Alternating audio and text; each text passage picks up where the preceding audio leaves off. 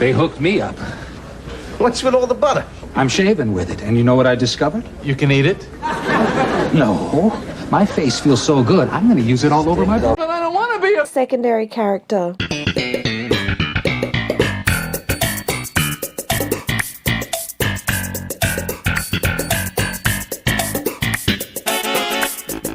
Hello, Stephen. Hello, Ivan. And welcome to another episode of But I Don't Want to Be a Secondary Character. This is a podcast about the greatest sitcom of all time, Seinfeld, but it's a bit different to other ones you may have listened to. This one, we get random episodes of the show and we talk about the secondary characters featured in it. And this week, Stephen, we are going to the Season 9 premiere, The Buttershave. Hey, buddy. Yeah, great episode. Hey, buddy. Newman. He just has such a cannibalistic fetish, doesn't he? Yeah, he's losing control. His mind is slipping, and he's starting to superimpose Kramer's head onto a roast turkey. It's slowly spiraling out of control. Slowly, indeed, with some parmesan and oregano and a bit of parsley as well.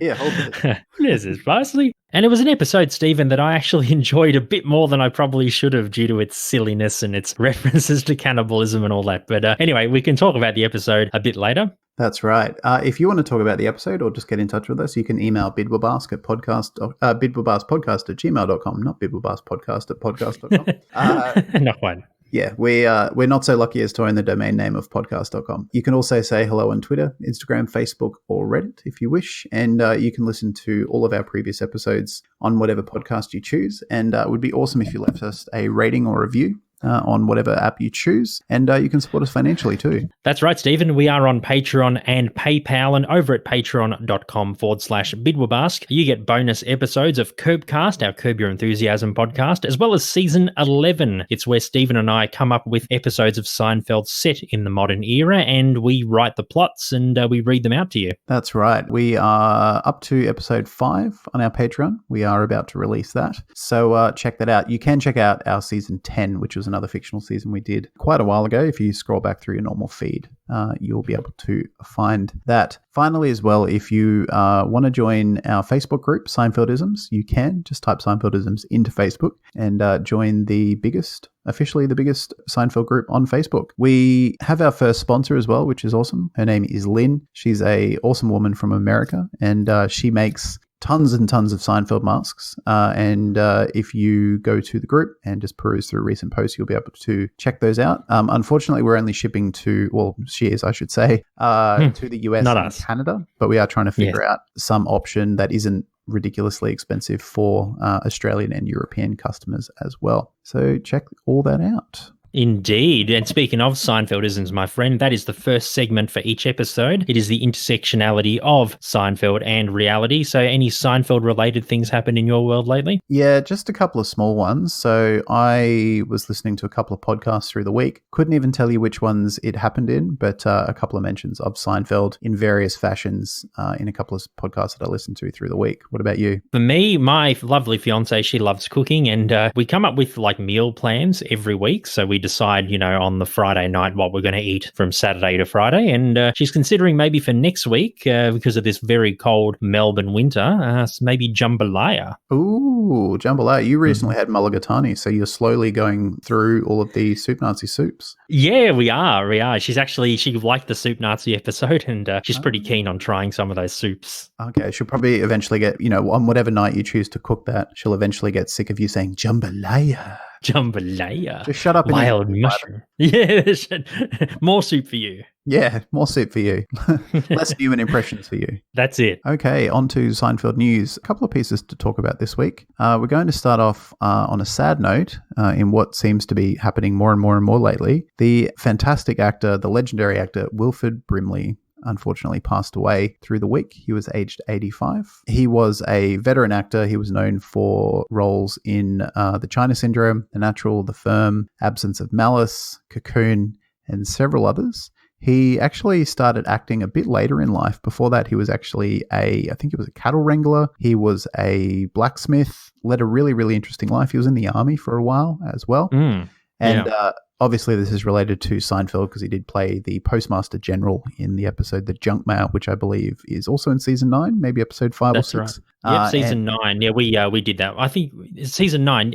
8 or 9. Yeah, we did that episode a while ago. Yeah. So if you go back, I think it was maybe 2 months ago that we did that episode. Just scroll back down and check that out. We talk about not only the Postmaster General, but we do talk a bit about Wilfred as well. It's a few Seinfeld alumni have recently passed away. I guess given the age of the show and the generation of actors who appeared in the show through its 9 seasons, it's that's kind of what time does. They all seem to pass away at once because of the generation. That generation is slowly dwindling, unfortunately. Slowly dwindling, yeah. But yeah, Wilfred, I think with Wilfred Brimley, you mentioned he's in Cocoon. I think that was his breakout role, that film from the 80s. I think that was like his main breakout role for him. So he's most famous for that film. For sure. Wilfred is actually also famous for a bunch of PSAs he did in the 80s and that have been parodied by a few things where he talks about his own suffering of diabetes, or as he famously termed it, diabetes.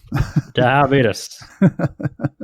Pretty good parody on Family Guy. If you just type in Wilfred Brimley diabetes Family Guy or something similar in YouTube, you'll see a pretty funny little cutscene. And he's survived by his wife Beverly and their 3 sons, and 3 sons from his first marriage, James, John, and William. So R.I.P. Wilfred, one of the greats, sadly no longer with us. Yes, ditto, and condolences to his family. Indeed. On to a less sad note, a famous NFL player, his name's Lamar Jackson. He, through the week, compared himself to a famous Seinfeld character in the way that he's handling COVID-19. And what did he say exactly? So Lamar said that he's done a fantastic job quarantining. He's just been staying at home, and the only people he's seen are who he lives with, I'm guessing his family. And he compared himself to the Bubble Boy, the titular character from that fantastic season 4 episode. The Bubble Boy. Donald. He went on to say that in the interview where he compared himself to the Bubble Boy, he said that he'd happened to watch that episode in the last couple of weeks and that it's an awesome episode. He also said that he was just being humorous about that and having fun with it, just to offer a bit of levity, which is, much needed in these kind of grim times. So yeah, Lamar, the real life Bubble Boy, the modern day Bubble Boy, doing the right thing, being responsible and isolating himself. And we hope you are too. And wear a mask. Keep isolated. That's stay it. safe. Yeah, well, one of the masks from Seinfeldisms, ideally. That's right. Yeah. Exactly. Nice tie in there. Indeed, yes. And not just like tying up your mask. Nice tie. Oh, I love it. Double whammy. That is all the Seinfeld news for the week. Very good, buddy. Let's have a really quick break. And when we come back, we are talking about some secondary characters from The Butter Shave. I have notes today on vegetable lasagna, Magnus, one of my, I guess you could say one of my favorite one-off secondary characters after watching this episode a couple of times. I've also have notes on George's Play Now boss. His name's Thomassoulo. This is the first of 2 appearances, or 2 appearances, I should say, on the show for him. So who do you have notes on? I've got notes on those 2. I've got a few notes on Puddy, Newman, Kenny Bania, and the NBC Executives at the end, Jay Shermack and Stu Presby. That's right. Yes, a nice little throwback to season 4 of Seinfeld, those 2 characters. But anyway, let's take a really quick break and we'll come back and talk about them. Hi, this is Zach. And Aaron from Seinfeld Law. And you are listening to But I Don't Want to Be a Secondary Character. The Butter Shave was the season 9 premiere of the show, and this first aired in the US on September 25th, 1997. This episode was directed by Andy Ackerman and written by Alec Berg, Jeff Schaefer, and David Mandel. This episode was dedicated to the memory of Brandon Tartikoff. I think we've spoken about him a couple of times on the show. He is actually the former president of entertainment at NBC, and he was a champion of the show during its early years, its very rocky first couple of seasons. Yeah, I think he was one of the guys that was really trying to push it and really saw the potential of the show, probably amongst a lot of doubters. So even though Brandon is no longer with us, and he hasn't been for quite a while, without him, I don't think we'd be sitting here now talking about Seinfeld. Seinfeld would probably be one of those shows where if you did a podcast of 1 season shows that existed, Seinfeld would probably be like an episode on its own of what could have been. Gotten weird sitcoms of the 90s. I'm sure there's a podcast about those if you have a look. I'm sure there's something things that lasted 1 or 2 seasons in the 90s. I'm sure there's something. I've seen some podcast topics that are way too obscure. Yeah, so that'd definitely be obscure. But anyway, in this episode, Kramer discovers a new use for butter by applying it to his face while he shaves, but he accidentally cooks himself when he uses it as sun cream. George gets a job with a company that makes playground equipment called Play Now, and he really enjoys it after he successfully convinces his boss that he's handicapped, and his boss's name is Thomassoulo, played by Gordon Jump. And Jerry is actually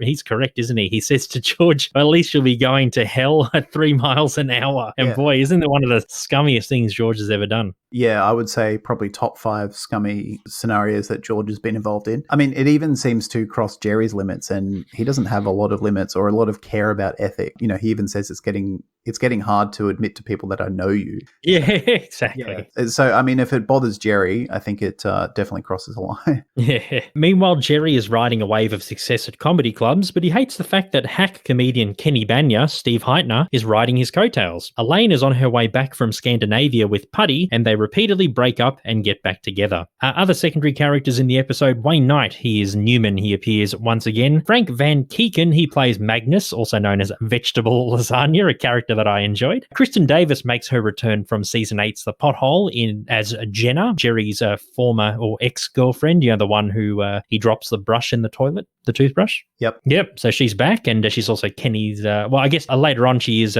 Kenny's love interest in the episode as well, which is pretty funny, and it's pretty apt too, because Kenny is riding the coattails of Jerry and his success. And Matthew Fonda and Chris Parnell play the NBC executives you mentioned before the break. Now, Stephen, a bit of trivia about the episode. Did you know at one point Newman is shown to be reading the novel Alive while Kramer is in the hot tub? And Alive is a story about a group of plane crash survivors who resort to cannibalism in order to survive. So how ironic. Very, very fitting. Very fitting. Very tasty reference. The line that Jerry says, then let's say he does up there without all the assistance, is a nearly verbatim quote from band leader Buddy Rich when he chewed out his band. A couple of other quotes from Buddy Rich were actually used in previous episodes. I don't have the quotes offhand, but the episodes that they were used in were the opposite from season 5, I believe. And the season finale, yep. Yeah, the understudy from season 6. So obviously Jerry's a fan of Buddy Rich if he used 3 of his lines in 3 episodes. That's it. This is the second time where Sheena Easton's hit song Morning Train 9 to 5 is played in the episode. It was last played when Kramer worked in the office in the Bizarro Jerry, but this is appearing in a montage when George is at Play Now. And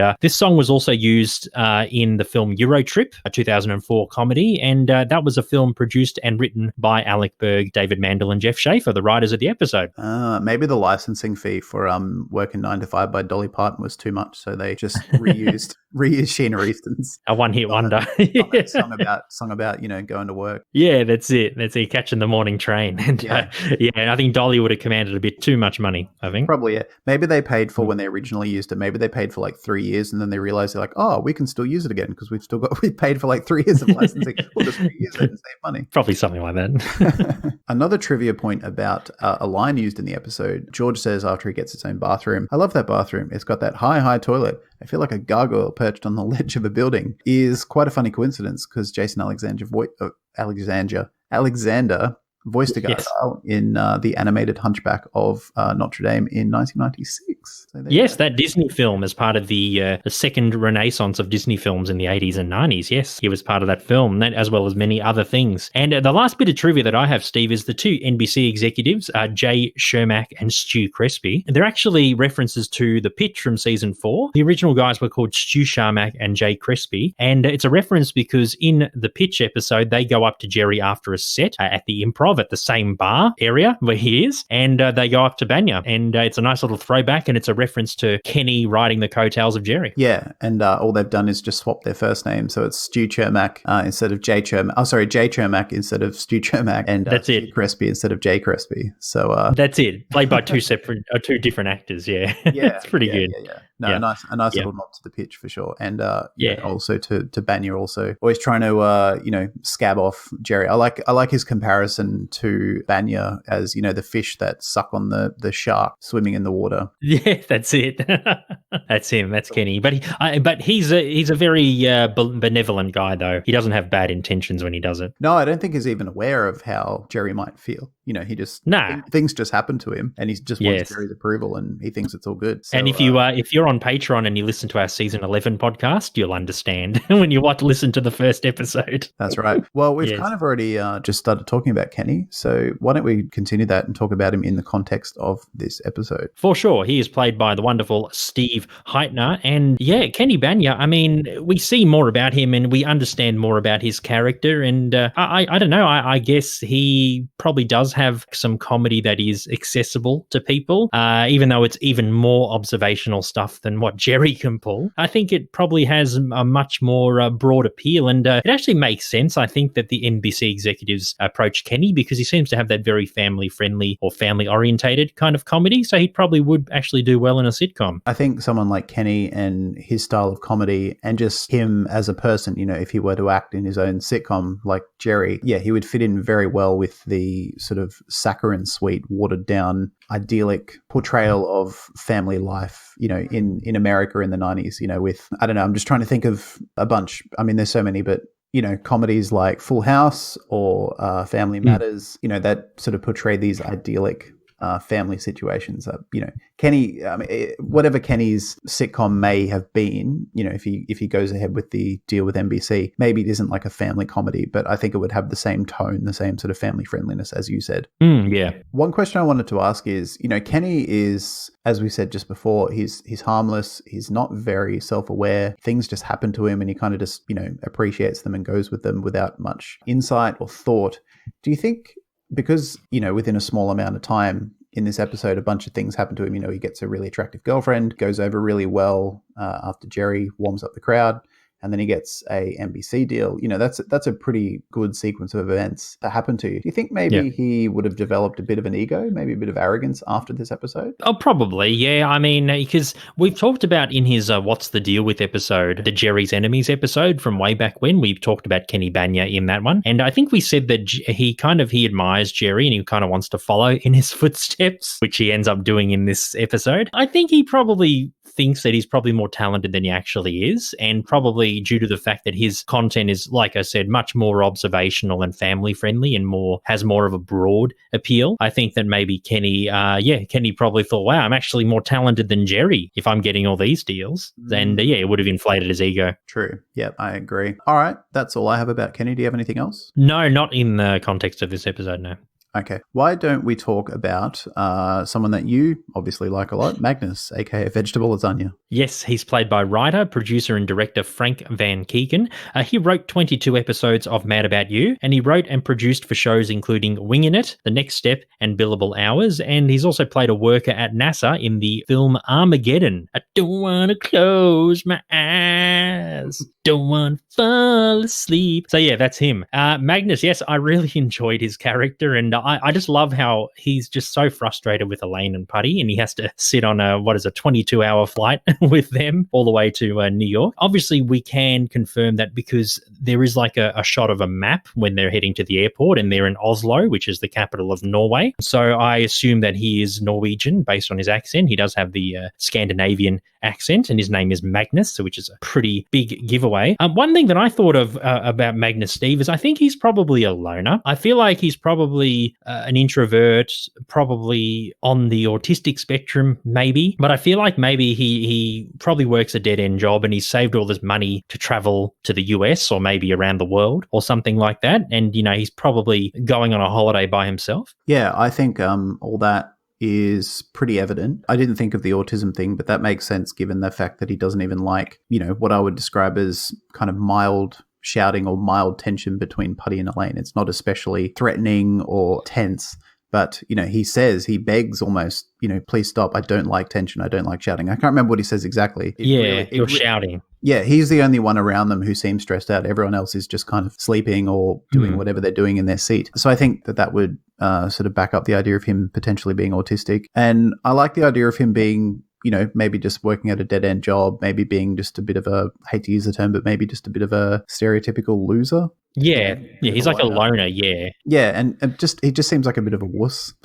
I think he is, especially, Lane's pretty intimidating, so yeah, that's true. That's fair enough for him. I give him benefit of the doubt for that one. Yeah, no, that's true. Actually, that's true. Yeah, I mean, he seems very, very bothered by the fact that he was woken up by Elaine, and also that Elaine took his apple juice. He's like, "That's my apple Yes, juice." hey, that's my apple juice. Yeah, And he's very upset. he almost reminds me of almost like Milhouse from The Simpsons. Like just a bit pathetic, maybe. Millhouse. Yeah, Milhouse. Millhouse. Yeah. That's it. What do you think he did in the US? Do you think he just sort of saw the tourist sites? Went to New York and saw the Statue of Liberty and the Grand Canyon and went to Washington? Do you think he just did that style of trip? Probably all those. I mean, I'm guessing he probably watched a lot of American films and in Scandinavia or in Europe, mostly in general, many of them speak English anyway, like as a second language, quite fluently, especially in Scandinavia. So he's probably grew up watching American films, seeing Hollywood, New York all in the background. And I'm guessing where they flew from Oslo, New York is across the Atlantic Ocean. So that's probably the next city that he could fly to. Obviously, he'd have to go across the US to go to LA, but maybe, yeah, I'm guessing he probably went to like the standard, well, back in the 90s, the standard places to go in the US, like New York, LA, maybe Vegas, all these things that he probably saw in like pop culture and media. I can imagine him walking around New York and just being overwhelmed by the amount of people and the busyness of that city. Oslo is a world city, and I'm guessing it was in the 90s. It's not like it's a small town, but compared to New York, I think New York probably has more people in it than almost all of Norway, let alone Oslo. So I can imagine him being very overwhelmed and kind of stressed out and a bit freaked out over all the shouting and the lights. Yeah, just the energy of New York. Even if no one's directly threatening him, just the volume of the city and the fast-pacedness of the city itself. And I can also imagine him wearing, that stereotype of a dorky kind of fish out of water European tourist in America. I think Germans are portrayed a lot of the sandals and socks and the high shorts, and maybe, I don't know, just being a bit of an awkward fish out of water dork. I could definitely imagine him embodying that stereotype. He'd probably easily get mugged. Yeah. I could imagine him like naively being led down an alleyway for like, oh yeah, man, I'll help you out. Just come down this alleyway, and then getting robbed or something like that. He's too naive. Yeah, being preyed upon by the riffraff of New York. Yeah, poor bugger.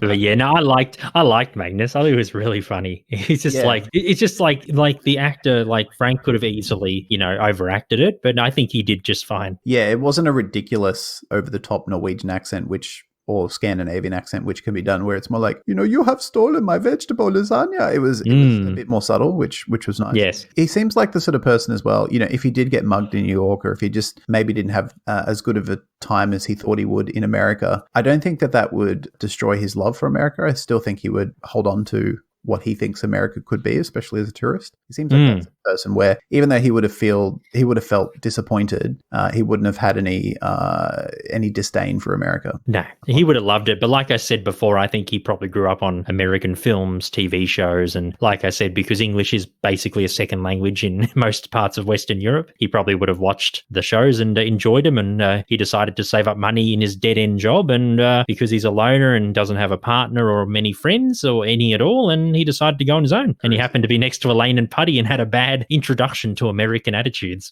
Yeah. Maybe it was a blessing, it gave him a taste of what was to come, especially in New York. Just unending anger and tension. That's it. Do you have anything else about Magnus? No, but like I said, I really liked him. So No, he was funny. And like you said, some nice sort of subtle acting by, I can't remember the actor's name. Frank Van Keeken. All right, let's Keeken, K. Oh, okay. There you go. Let's talk about Thomassoulo, George's boss in the episode at Play Now. Yes, he is played by Gordon Jump. He's most famous for appearing in the 70s sitcom WKRP in Cincinnati. He had several stints on TV and radio in the Midwest prior to his acting career, and he's also appeared in other TV shows including Get Smart, Soap, Partridge Family, and The Love Boat. He passed away in 2003 in Los Angeles. He was aged 71, and we see his character again in a later episode of season 9, The Voice. That's the one where George, for whatever reason, can't get fired from Play Now, so they try and make his life a living hell in the office. They block his bath, they destroy his bathroom, they lock him in the office, and George kind of Holds out. Well, they lock him out of the office, but then George crawls through the vent. Yes, that's it. Yes, they try and make him leave rather than yes. He finally admits defeat, and I think does he give him a payout or something? Like he concedes defeat to George. Yeah, and then he later goes to work for Kruger, so it works out. That's right. First thing I wanted to ask you is his name Thomassoulo. Is that a first name or a last name? Well, in the voice, he's credited as Mr. Thomassoulo, so I guess we can go by. Yeah, in this episode, he's credited as Thomassoulo, but yeah, I'm guessing, to be his surname, Italian-American, by the sounds of it. Yeah. Well, yeah, there you go. Or maybe Greek, maybe, Thomassoulo, maybe. Yeah. Southern European. Yeah, somewhere. Mediterranean European, something like that. Yeah. Why do you think he's so willing to not only allow George's shenanigans, but, he seems very, very keen on hiring someone who is, not fully able-bodied? It seems more like George is the right person for the job and he happens to be disabled. It seems like they really wanted to hire someone who had a disability. Yeah, well, I think he's a very inclusive boss, and they might have, I think they were probably well ahead of their time, quite a progressive company. Maybe they have like diversity quotas, even back in the 90s. Like maybe they wanted people of certain races and certain abilities and, that sort of thing to be part of the company. Maybe they were just so well ahead of its time. Maybe he's just a very progressive person. Yeah, he seems to be really sensitive. Well, he is really sensitive in how he describes George's disability. He wants to use the correct words to make sure George doesn't feel offended or uncomfortable. And you can tell he's nervous, and George is just like, I don't care. George. It's like, whatever. But Play Now is so well ahead of their time in terms of, diversity and all that. Yeah. I imagine it being, like a very family friendly and a very inclusive company, almost to the point of maybe to their detriment. Especially when it comes to shysters taking advantage of that, like George. So, George, he very easily catches George in a lie about which side his cane is on. And George tries to trick him by saying it's all, you're...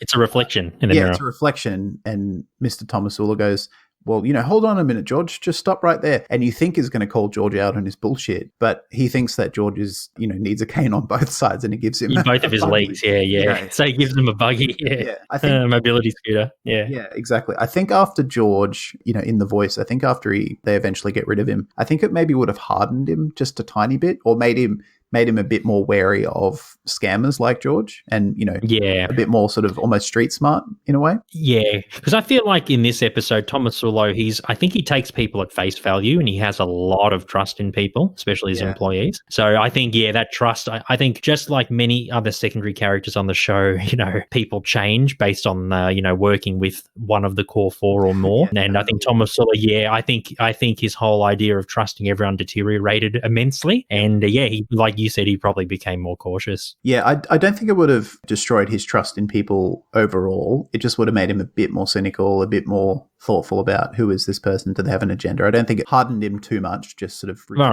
naivety a bit. Maybe he's not because he's very friendly, he's very nice. Like you said, he takes people on face value. Maybe he is not a native to New York. Maybe he's from, middle America where they are a lot more like his temperament, and then he moved to New York. Maybe Play Now is a national company and he got promoted to the head of the New York office or something like that. Well, it's funny because a lot of the American toy companies that you see, they don't actually come from New York or LA. They come from like the Midwest and maybe like Chicago. And like, if you have a look, I think, there's some, I can't think of any. Actually, I think the guys who originally made the original Star Wars toys, I think they're called Kenner Toys or something. They were from like Idaho or Cincinnati, they're not even from like one of the major cities. So maybe Play Now was from like the Midwest or somewhere where you wouldn't think that companies like that would exist. And maybe, they have like a New York branch or a headquarters. And maybe Thomassoulo got promoted. Yeah, that's what I'm going to go with. Maybe Play Now, they do more of the manufacturing in the original town or city where they're from. And maybe New York is more like admin, office,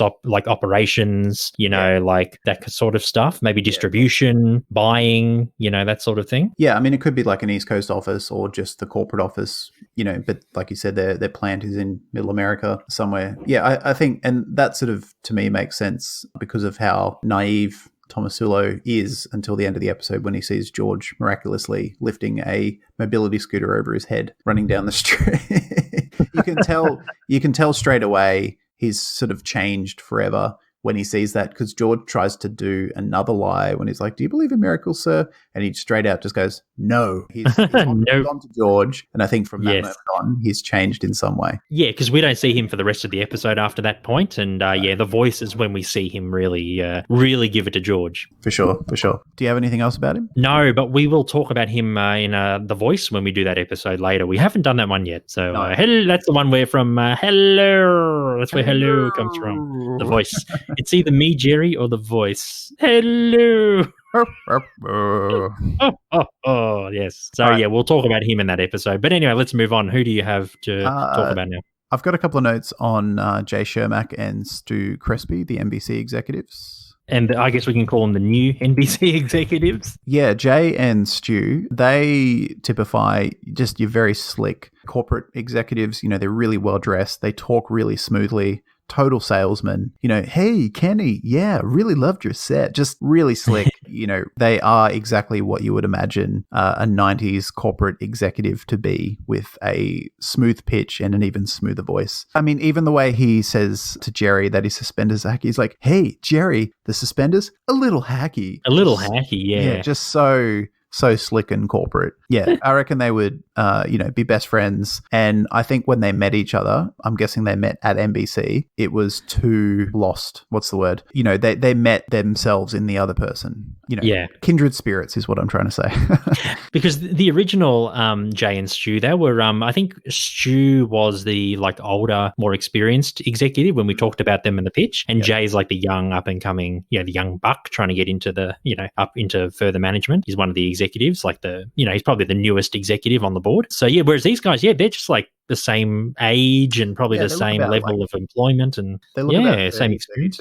Probably early 30s, I'd say so. They've greenlit a lot of shows. Yeah, I reckon that when they met each other at the office, they just knew straight away that they were going to be best friends forever, because they operate at the same level, they speak the same. Yeah. Got the same taste, both love Kenny Bania. I mean, maybe Bania was even the person that brought them together. Maybe one of them was like, hey, you like comedy? I'm going to go check out this guy named Kenny Bania. And the other guy's like, Kenny Bania? I love Kenny Bania. And then they were like, why don't we offer him a TV deal? If he's any good. But he's not that good. But he went on after Jerry and bombed. So true. Maybe they already had premonitions about Kenny. They already knew he was all right. I would assume that they were fans beforehand, because I think only true fans would overlook the fact that he bombed so hard and still offer him a TV deal. I reckon they're OG fans for sure. OG fans. And it's really funny because in the finale, we see the original Jay and Stu from season 4. So I guess we could probably say that these guys just popped out of nowhere and then never came back again. They're almost like the Bizarro NBC executives. Yes, Bizarro. Yes, definitely. That's all I had about them. They're only in the one scene,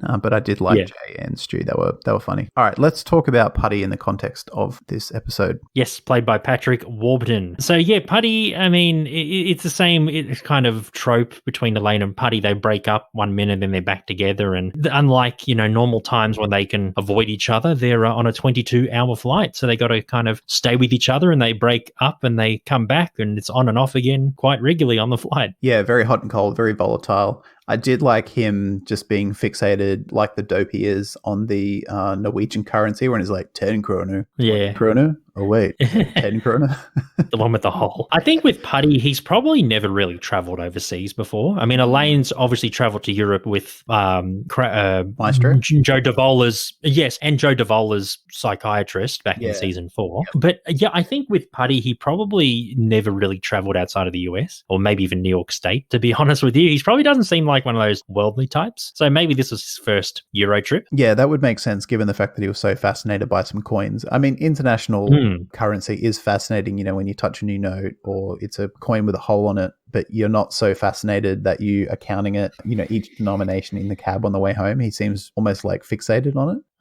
Yeah, and I think that's just because anything foreign to what is in America is just overwhelmingly intriguing for a dope like Puddy. And it's funny seeing like pre-Euro currencies like the krona. They ended up getting replaced by the euro like 4 years later or whatever. But it was just funny seeing that. I was like, kronas. Oh yeah. I did relate to his line as well when him and Elaine start arguing, when he says, what do you think is different about the Gap in Rome than New York? I've been in those situations with people where they just go to the same places they go to. If they're from Melbourne, they'll go travel somewhere, but they'll just visit the same type of shops, and it's just like it's the same everywhere. That's the point of them. Why do you think there's so many Starbucks in Asia? For the Americans. Yeah, it's like you're in Europe, which is, arguably has some of the best food culture on planet Earth, and you're just going into like fast food restaurants. It just doesn't make sense. So I really related to that line, even though it wasn't about food, it was about clothes. I'm sure the Gap in Rome sells the same stuff as what they sell in New York as anywhere else. Yeah. And I did like, finally on David, I just like his acknowledgement of the fact that he was going to stare. You know, a lot of the time when we talked about Puddy, you know, we do mention his just sort of staring blankly or just sort of zoning out. I think in this episode I realized it's a choice. You know, he doesn't just sort of turn off and just stare. I think he makes the decision, okay. He willingly does it. Yeah, I'm going to stare now. And he just starts staring. It's almost like a standby mode for him that he chooses. Yes. And Elaine's like, he goes into standby mode. Yeah. A self-imposed. I like that. Mode. And you know, Elaine says, you know, you're just going to stare at the back of the seat, and he just goes, yeah. Yeah. So, yeah. It made me think of his mindless staring a bit different. That I think it's a bit more conscious than I previously thought about. He just does it just when he wants to. Exactly. All right, let's talk about Newman in the context of the episode. Yes, he's played by Wayne Knight, of course. And we see Newman, he's with Kramer, and Kramer, you know, abuses the butter a bit too much and uses it for sunscreen when he should have used it maybe in his food. Newman develops cannibalistic tendencies towards Kramer and wants to eat him. Is it kind of like, I don't know, like, is it maybe sexual, you think? Does he have some kind of, I don't know, like, is it just food related, or is there some other kind of context for Newman to do it? I think it's just food related. I mean, you know, he's a portly fellow, and not saying that anyone who's as big as Newman is an overeater or anything, but there's tons of evidence throughout the show that he does love his food. Yes. Yeah. So I think it's just he likes deep fried food. You know, he spends a lot of time with Kramer anyway. So the constant temptation caused by the smell of Kramer's skin after he cooks in butter, I think just gets the better of him. Yeah. Yeah. I mean, unless you live next to or work at a, you know, say a fried chicken shop, you're only going to smell that when you eat it. But if you're hanging out with your best friend who always smells like it, I can understand why it would become overwhelming. Someone who might work at KFC for 12 hours a day. Yeah, but, you know, when they go home, they're not going to be smelling KFC because it's not around them. But if your partner or someone you live close to smells like it all the time, it's just constantly there, and eventually it's going to weigh you down. And I think that's what happened to Newman. You know, Newman couldn't resist. Yeah, you saw him slowly unravel. You know, he starts hallucinating, and then he can't take it when he's helping Kramer out in the hot tub. You know, he has to rush out of there, and then he eventually loses it backstage when when Kramer very conveniently gets Parmesan and oregano on him. And you know, again, conveniently there's a fresh bunch of parsley on hand for him to hand to Kramer. It was funny. You bit me. Yeah, you bit me. It's one of those storylines that on paper, you know, especially the Newman aspect, you know, if I was Jerry Seinfeld or Larry David and I had a writer come up to me and say, look, I think in this episode, Kramer should cook his skin, smell like chicken, and Newman should lose control and want to eat Kramer, because on paper it's like that's even ridiculous, even for season 9 of Seinfeld. Because cannibalism is obviously a very taboo topic. Yeah, and I mean, you know, they don't show cannibalism. It's, you know, it's dealt with in a pretty sort of lighthearted way, but just that concept of Newman not being able to resist eating his friend who smells like chicken skin or whatever he smells like sounds ridiculous. And it be ridiculous on paper. But because Wayne Knight and Michael Richards are so fantastic, you know, it's a testament to their acting talent that they can pull it off, and it doesn't seem too far, you know, into the zany realm. They definitely make it work. Yeah. And of course we have the classic, probably top 3 most used Seinfeld GIFs on the internet in general, the Kramer turkey waving saying, hey, buddy. Yeah, and that's probably one of the only examples of using CGI on the show. Yeah. I mean, I don't even know if it's CGI or if it's just green screen. You know, maybe he just posed like that in front of a green screen and then they just put the turkey and blended them. But yeah, they don't often use any sort of special effects. And if they do, they're usually pretty rudimentary. Yeah. Sophisticated for Seinfeld, for sure. Yeah, it was very different. It was actually almost seamless. I was quite impressed with it, even like for 1998, 97. That was not bad. They did a good job of matching the color of the of the turkey in the photo to the makeup that Kramer was wearing. Yeah, it was pretty well done, actually. It still holds up even today. I thought this episode, when we first watched it, was, you know, when they go up to the balcony and find Kramer. In my head, I thought, oh, this is the episode where at the end he comes home with the young woman and the guy goes, you know, I thought you were bringing me home a white man or whatever. All I see is a damn fool. I thought it was that episode, and now I'm trying Yes. to remember what episode is that. The damn fool. Oh, it was an earlier one, but Yeah. I think it was like maybe season 7 or 8. Yeah, where he stays in the tanning bed. Yeah. Oh, I see the damn fool. Considering what Kramer puts his skin through, it's in pretty good nick. You know, he falls asleep in a tanning bed, and you know he cooks himself in butter. He's still pretty youthful. Yeah, he is. So it's all that zany energy that keeps him youthful, I guess. No, I think so. Yes, there's a lot of energy to him. Yeah, that's right. Do you have any notes about any of the other secondary characters? No, that is it. But let's take one last break, my friend. And at the other end of the break, we will find out where the butter shave sits in our episodes we have reviewed so far, and if any of today's secondary characters make our top 20.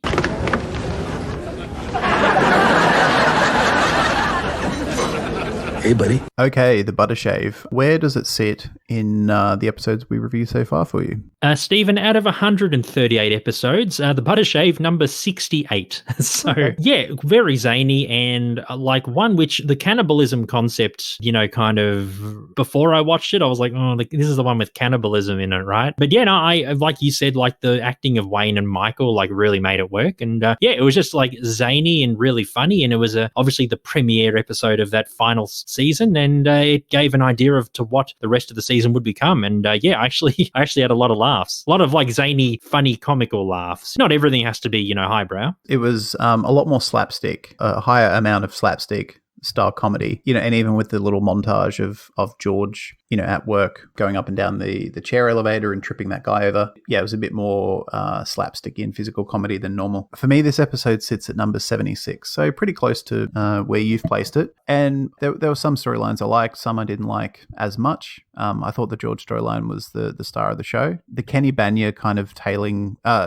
riding Jerry's coattails felt a bit old because it's the common dynamic between the two. I thought that maybe they could have done something a bit different with Bania. I don't think it's been addressed too much though, riding the coattails. I think we have seen instances where, like, just going on what you're saying, I think we have seen Kenny kind of try and go into Jerry's shadow, but I don't think we've seen an episode prior to this one where it's actually really demonstrated in their lines of work. No, yeah, that's a good point. I guess, but I get your point. Yeah, it just didn't really expand on Bania as a person. Like he's no more complicated at the end of this episode, which kind of felt a bit, you know, like a wasted opportunity. But if it isn't broken, no point fixing it. Do any of the secondaries appear in your top 20? Yes, Magnus. I thought so. Yes, vegetable lasagna. Magnus. He is number 14. Oh wow. Yes, I like him. Yeah, he's just he doesn't have many lines, and Frank the actor didn't, you know, go big on, you know, overact or anything, but I don't know, I just really enjoy vegetable lasagna, and I think a lot of Seinfeld fans love vegetable lasagna too. It's probably one of their favorite secondary characters, or one-offs at least. So yeah, no, I really liked him. Yeah, no, he is much loved amongst the fans. None of the characters appear in my top 20, but shout out to Jay Shermack and Stu Crespi. Love the slick 90s business executive. A little hacky. The little hacky. It's a little hacky. Yeah.